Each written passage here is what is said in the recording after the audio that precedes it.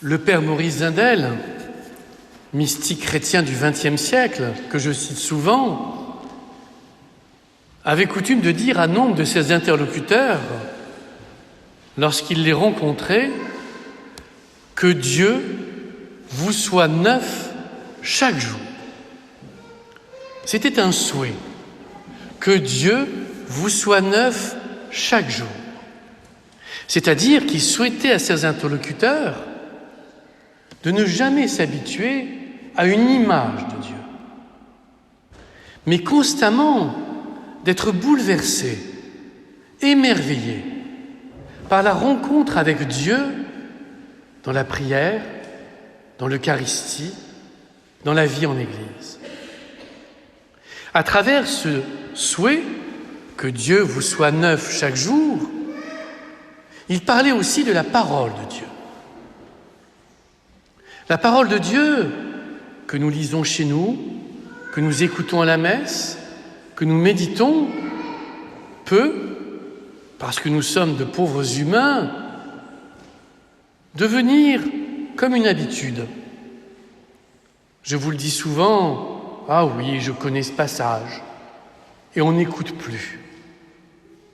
Eh bien non, ce souhait de Maurice Zindel s'applique aussi à la parole de Dieu.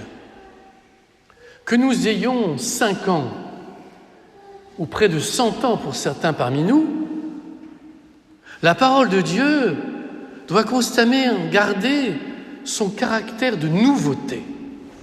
Comment est-ce possible ? Eh bien, je crois, parce que je l'ai expérimenté, qu'il y a un écho perpétuel entre la parole de Dieu et nos vies. Nos vies font écho à la parole de Dieu fait écho à nos vies. Ce qui fait que selon le moment, nous sommes plus ou moins sensibles à tel ou tel passage.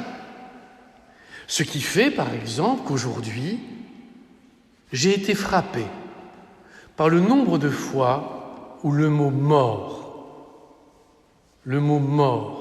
ou mourir a été cité. Je crois que si je n'avais pas vécu ce que j'ai vécu, il n'en aurait pas été de même. Mais je suis bien entendu sensible à ce mot mort et derrière au mot souffrance. Et je crains que dans l'histoire de notre Église, nous ayons eu une survalorisation de la mort et de la souffrance.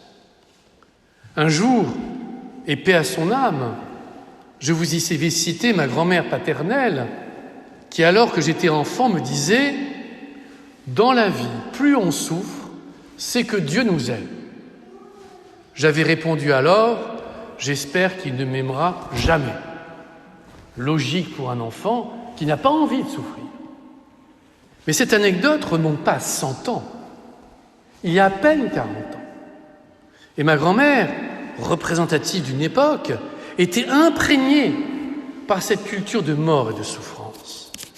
Et l'on pourrait aujourd'hui interpréter, à mon avis, d'une mauvaise façon les paroles du Christ, qui nous dit « Si le grain de blé tombé en terre ne meurt pas, il reste seul. Mais s'il meurt, il porte beaucoup de fruits. Qui aime sa vie la perd. Qui s'en détache en ce monde la gardera pour la vie éternelle. » Quelqu'un qui ne serait pas chrétien et qui écouterait sa parole dirait « Mais ce sont des masochistes. Il faut ne pas aimer sa vie, se détacher et mourir à soi. » Alors pour comprendre ces paroles, il me semble qu'il faut retrouver la substantifique moelle de l'Évangile, comme dirait Rabelais.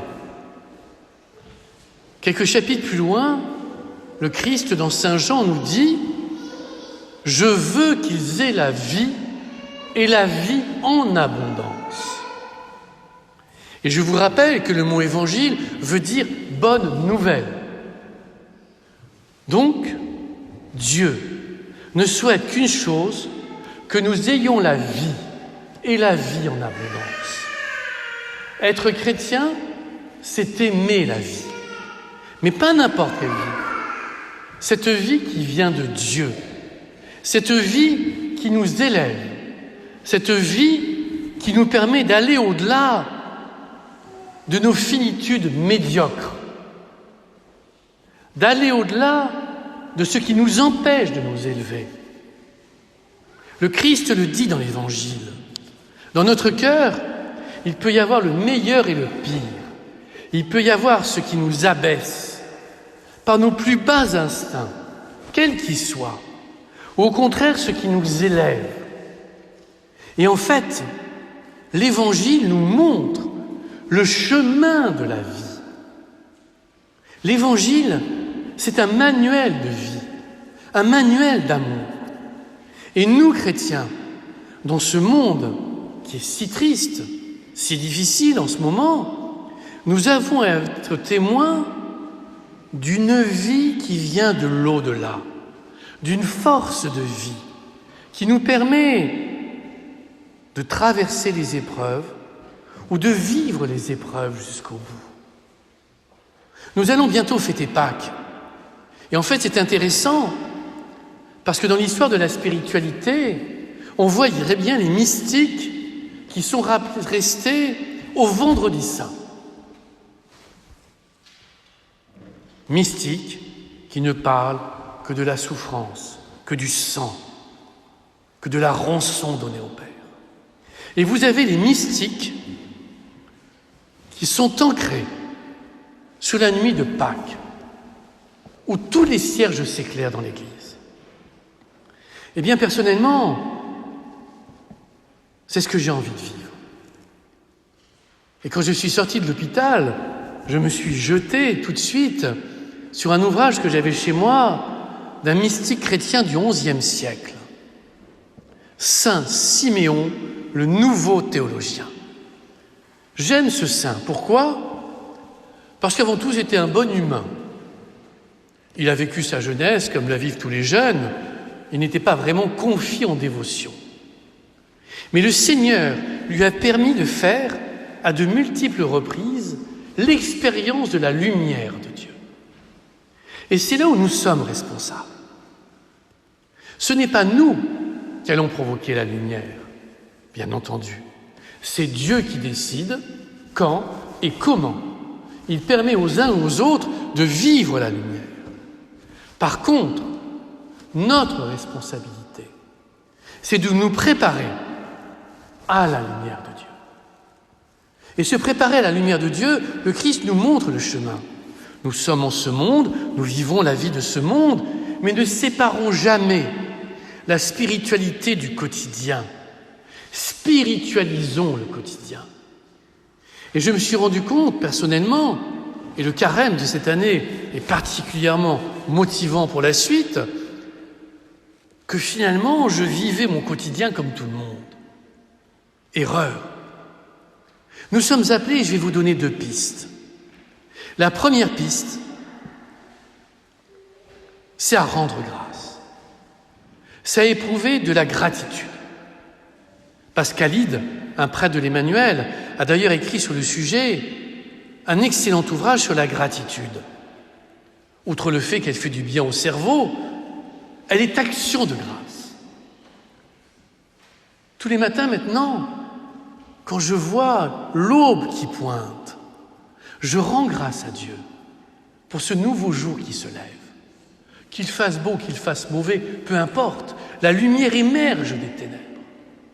Et nous pouvons rendre grâce pour tout, pour ce moment vécu ensemble, pour cette messe. Oh certes, tous les dimanches, il y a la messe à l'abbaye Sainte-Croix, mais chaque messe est unique. Rendre grâce. La deuxième chose, c'est bénir.